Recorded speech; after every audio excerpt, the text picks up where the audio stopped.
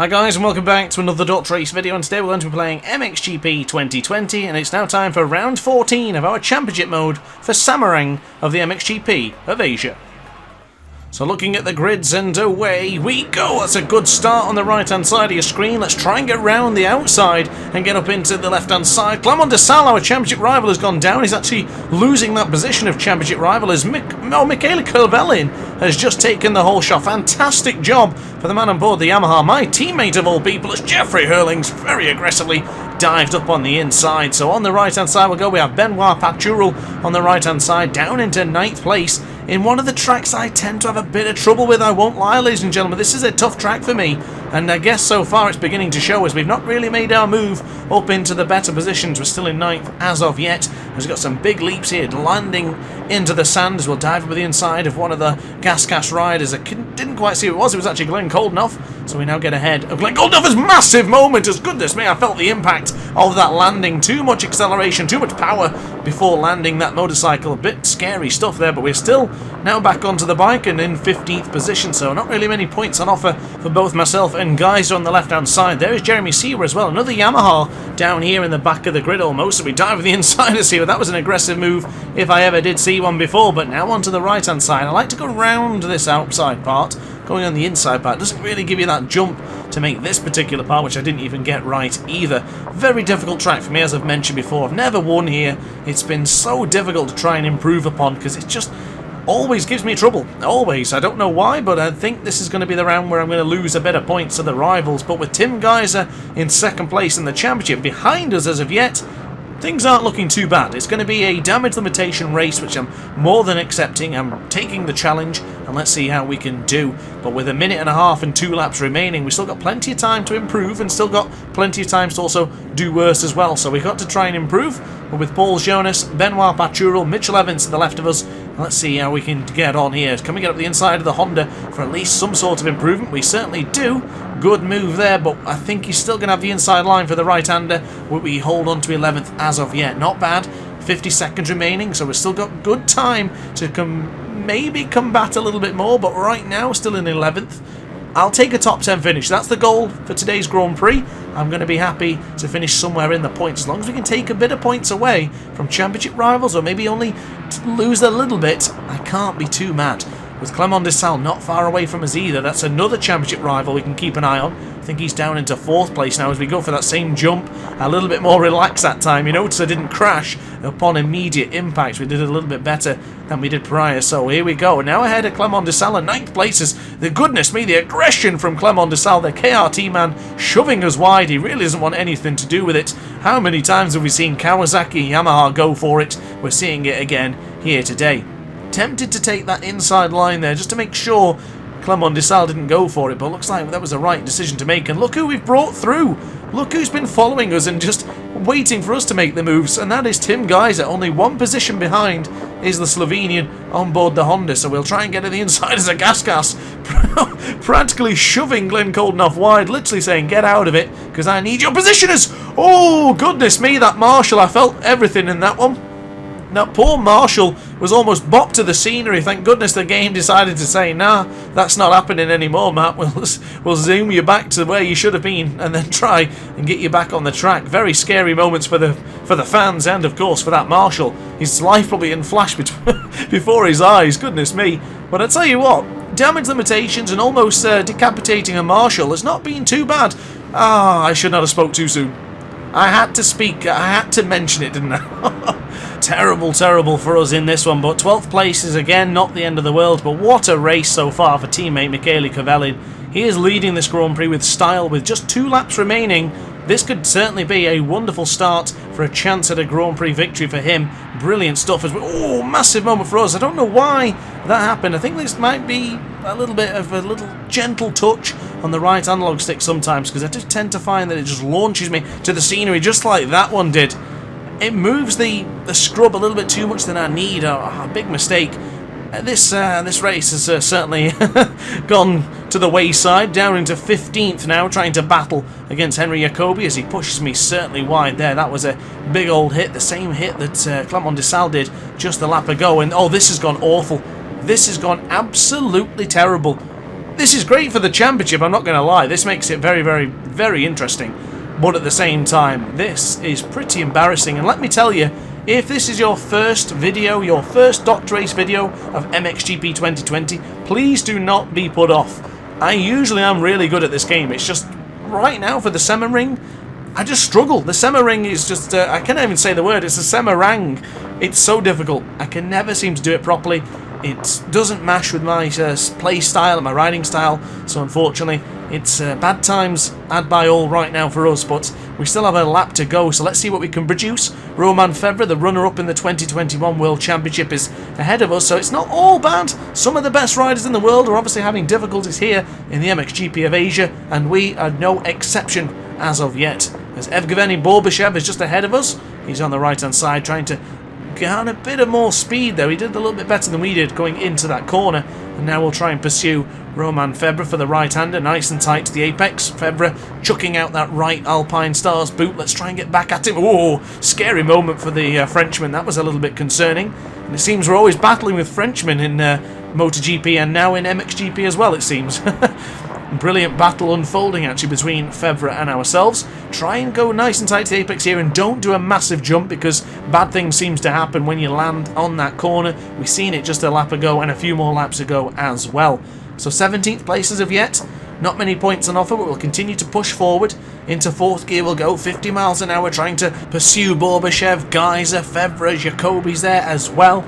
Trying to take as many points as possible just to try and get ourselves better position for the next race, because of course if we do well in race 2 we might have a chance of getting a good position for the Grand Prix itself. So on the left hand side we'll go, oh my lord, Febvre flew on through there with absolute sheer aggression as we go into this miniature tabletop section. It's a separated tabletop section, not really a fan of those ones. I like them towards a tighter and closer together, but right now it's not looking too promising. 17th place looks to be us. Oh, and Gautier Paulin pinches it from teammate Cavellin. That's not really good for us. I really wanted him to do well, but nonetheless the Frenchman takes the victory here in round 14 of the MXGP of Asia of Semarang, and that is a very, very poor finish for the man on screens right now. Not looking good for race 2.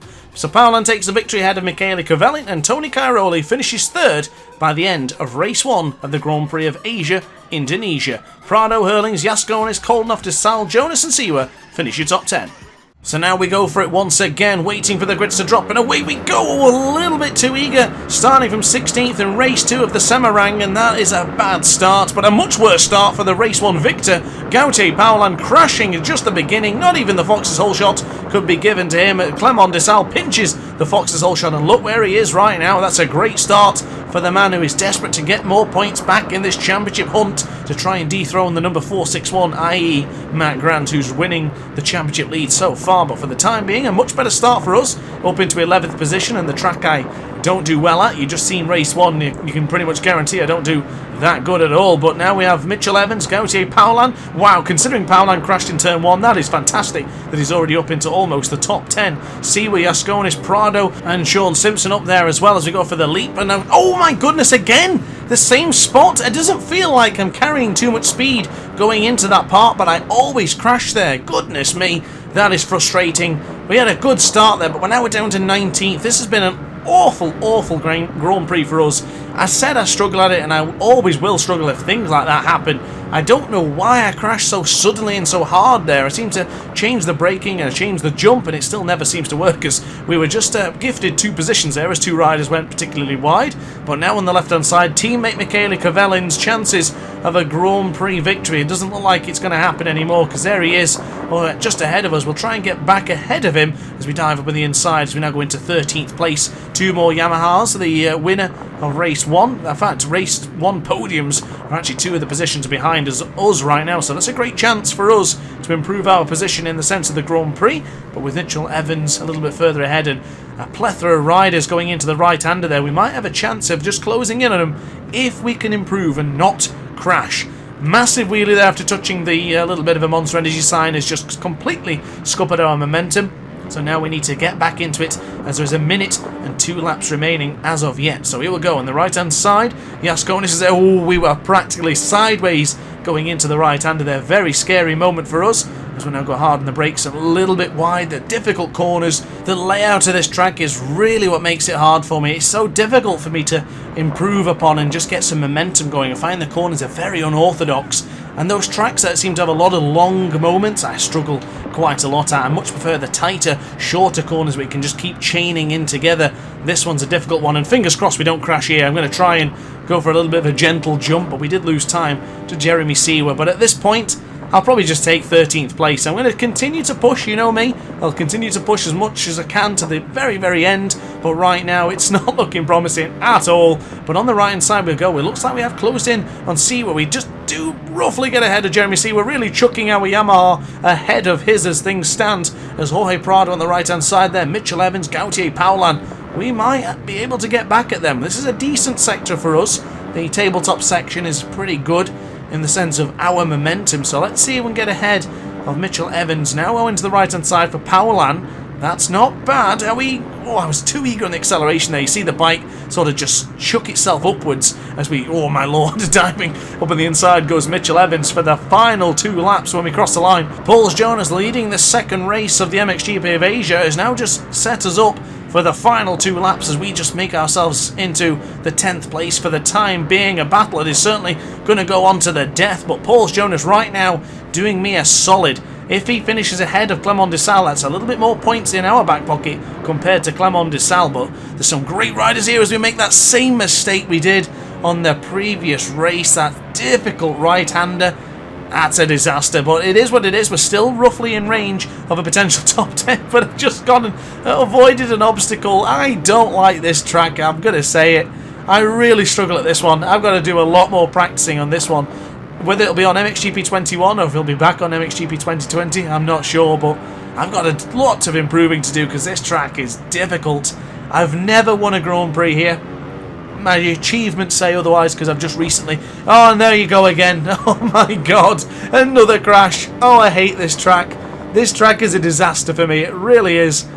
But it is what it is. I was going to mention that I did actually decide to finally try and get a victory here by getting the achievement for it, but I think I reduced the time on it. But honestly, difficult track. Really difficult track for me. I don't find a rhythm. It's that sand material I tend to slide and struggle on a bit more than the other tracks, but ultimately, after the dominant performance in round 13 of Imola, this is a rude awakening. It really is. But the best part about it, not for me, but actually for you guys, if anything, is it makes it more entertaining and a lot more interesting, knowing that the championship is going to be a little bit closer.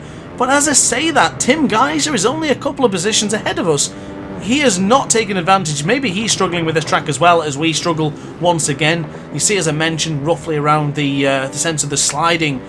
Really difficult situation for me. I have my settings set to accelerating and the braking to be set to aggressive, so everything is much more firm and more powerful. So when I bring on the acceleration in a track like this, I tend to just slip all over the place.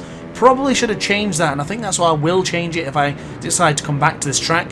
There I am going for a different line now because I don't want to go for that same line because it clearly doesn't work for us as Koch behind us has just crashed, so we will not be finishing dead last anymore, but 19th place is pretty much dead last for me. It's not something to be proud of. It's a very, very concerning race, but nonetheless, we'll only have a couple more rounds after this one. 5 more rounds it is before MXGP 2021 arrives, so stay tuned for that if you're interested in MXGP 21. But also at the same time, I'll be getting 2 or 3 videos of MXGP done a week because we're running out of time to get this championship done, and I don't want to leave it on a cliffhanger. Maybe you guys will pretty much know the result anyway, but I want to make sure every video is done before upon the release of MXGP 21, of course. So the final lap is here right now. It looks like Paul Jonas is still leading this one. We might have a chance of getting ahead of Borbashev and Kovelin, and I'm not sure. It's going to be difficult to maybe garner some extra points here, but it is what it is. It's a disastrous Grand Prix. I don't mind sharing the fact that I've done terrible. It is what it is. I need to improve. I'm not blaming it on the track. I'm blaming it on myself for not doing better. But on the right hand side we'll go for the final couple of corners. Look at us sliding. Paul Jonas does indeed take the victory, and I think that's the first Husqvarna victory of the year, so amazing job for the rebranded KTM. But for the time being, going into the penultimate corner, there it is, the final time we'll have to go around the Semarang on MXGP 2020. Thank goodness that one's over, but what a terrible result for us. So the end of the second race, Paul Jonas takes the victory, Jeffrey Hurlings in second place and Clement Desal in third. So unfortunately, my championship rivals did take a nice chunk of points away from us. Yaskonis in fourth, Simpson, Cairoli, Febvre, Koldenhoff, Prado and Paulan finish up your top 10. But let's take a look at the Grand Prix results in total. So Hurlings takes the MXGP of Indonesia, with Paul Jonas missing out by 1 point and Paulan missing out by 2. Tony Cairoli just gets moved off the podium with Desal, Yaskonis, Prado, Koldenhoff, Cavellin and Jeremy Seewer finishing your top 10. What a disaster for Michele Cavellin, as he really deserved a top 3 finish this weekend. Looking at the championship standings, it looks like we still have a decent point gap to Tim Geiser, but things are beginning to get a little bit closer, with Hurlings and Desal having a wonderful weekend. On that note, guys, thanks for watching as always. I hope you enjoyed the video. If you did, let me know in the comment section down below. Like, comment and subscribe if you really did enjoy it, and I will see you next time out. Thanks for watching, guys, and ciao for now. Oh hi, didn't quite see you there. Good to see you're still here. If this video didn't quite sate your appetite, then why not watch some more DrAce content by clicking the video shown on screen now. Furthermore, if you would like to follow me on social media, you can do so now with the links down in the description.